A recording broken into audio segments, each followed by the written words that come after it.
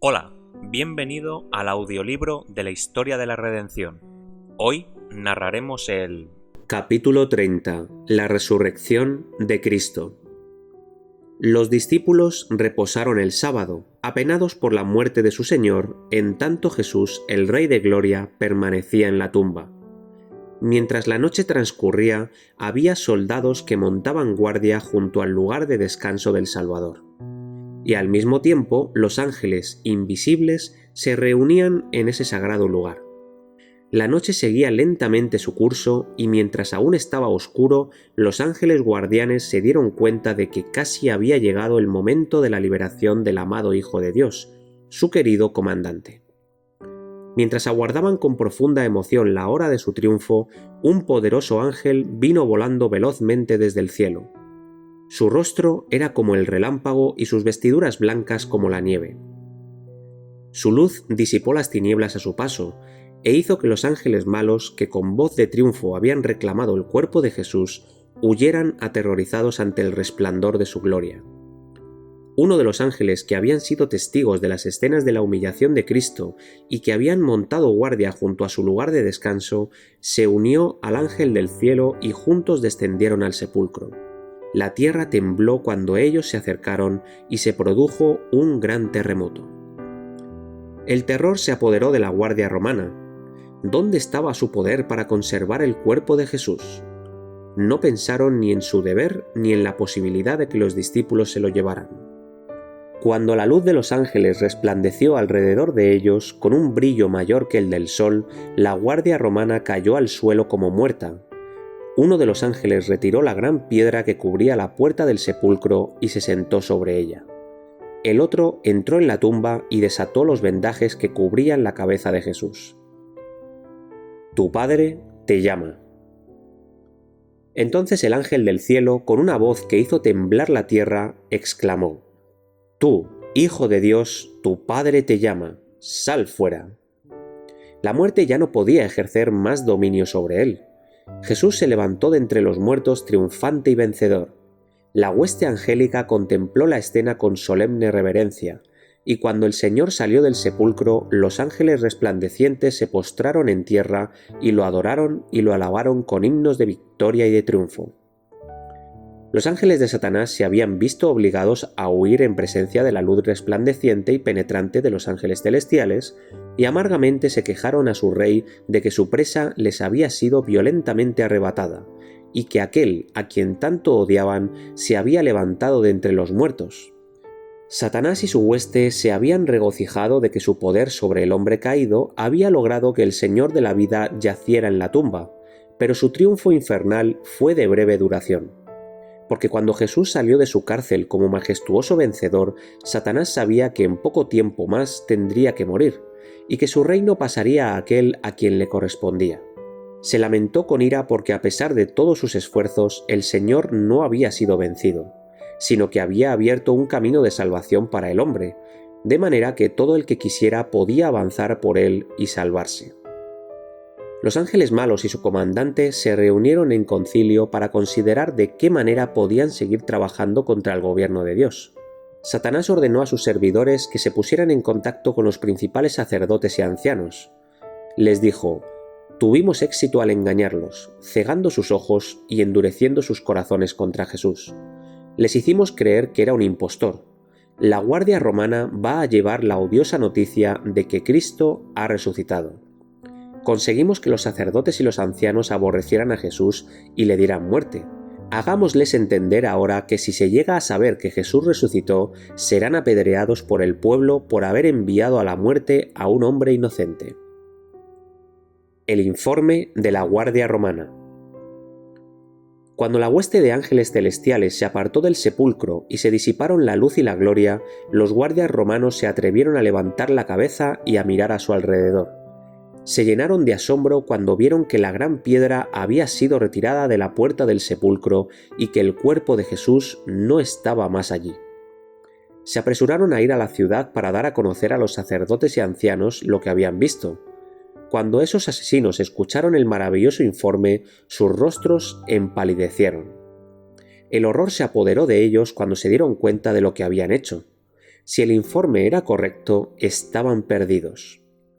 Por unos momentos se sentaron en silencio contemplándose los unos a los otros sin saber qué hacer ni qué decir. Aceptar el informe equivalía a condenarse a sí mismos. Salieron para consultarse sobre lo que se debería hacer.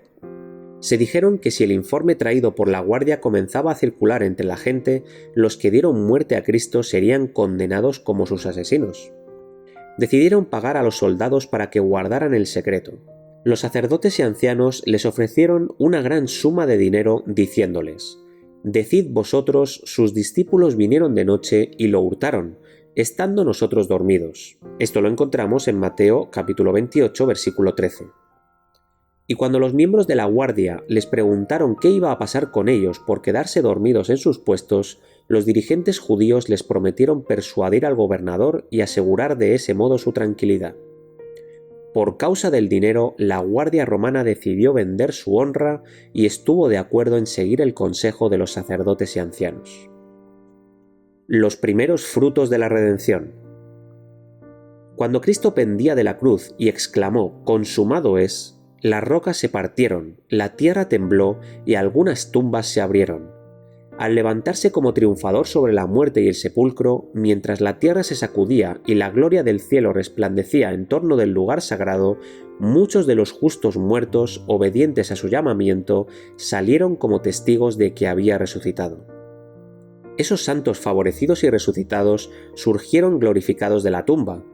Eran escogidos y santos de todas las edades, desde la creación hasta los días de Cristo. De manera que mientras los dirigentes judíos trataban de ocultar el hecho de que Jesús había resucitado, Dios decidió hacer salir a un grupo de personas de sus tumbas para que dieran testimonio de que Jesús había resucitado y para que declararan su gloria. Estos seres resucitados eran de diferente estatura y forma, algunos de más noble aspecto que otros. Se me informó que los habitantes de la tierra se habían degenerado y que habían perdido su fortaleza y su gracia. Satanás tiene poder sobre la enfermedad y la muerte, y en todas las edades los efectos de la maldición han sido cada vez más visibles y el poder de Satanás más plenamente evidente. Los que vivieron en los días de Noé y de Abraham se parecían a los ángeles por su forma, su apariencia y su fortaleza. Pero cada generación sucesiva ha sido más y más débil, y más sometida a la enfermedad, y su vida ha sido de más corta duración. Satanás ha ido aprendiendo cómo perturbar y debilitar a la especie.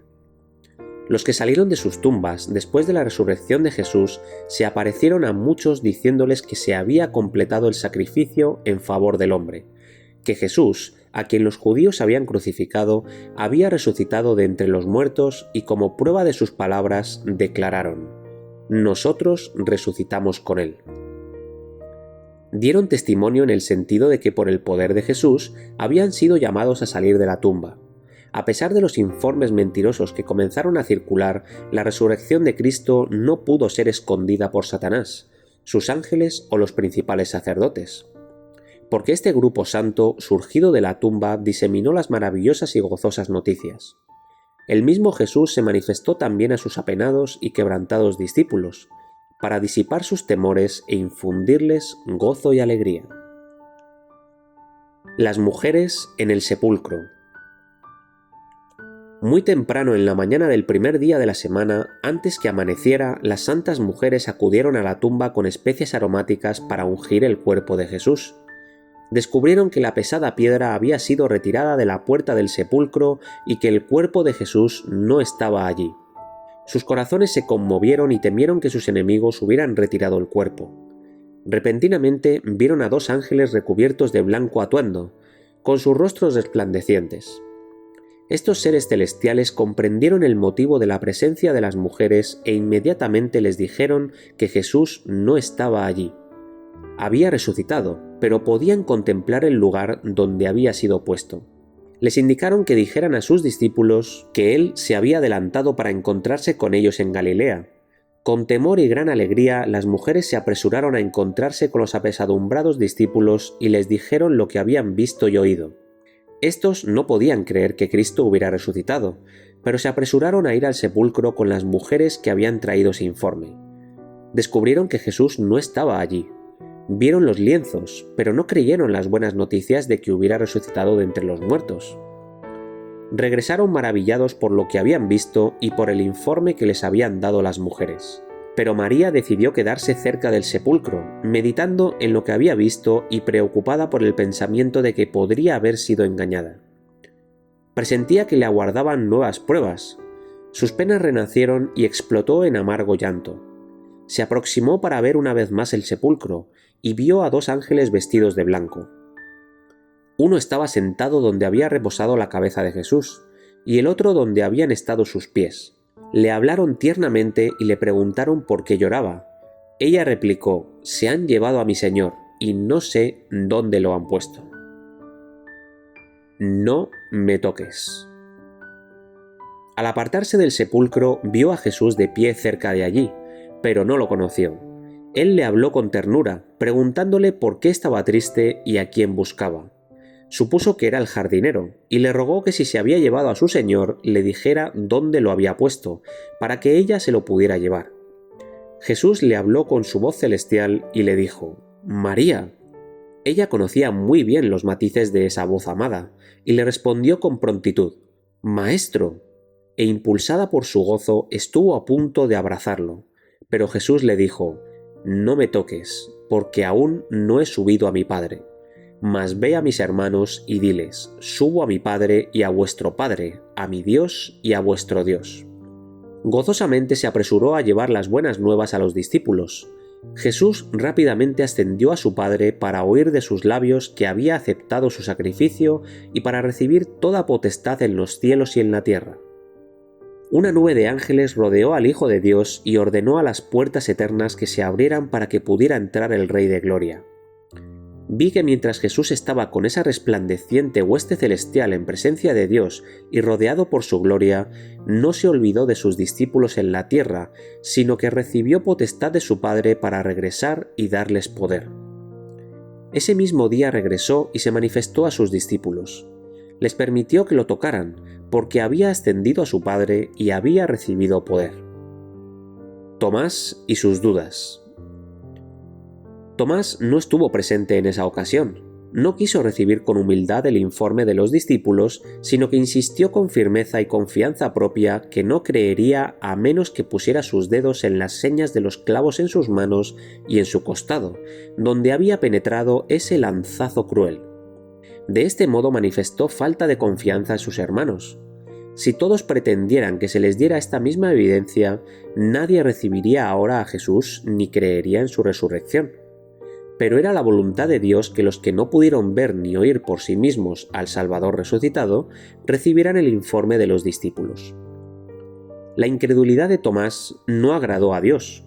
Cuando Jesús se encontró de nuevo con los discípulos, Tomás estaba con ellos, y cuando vio a Jesús, creyó.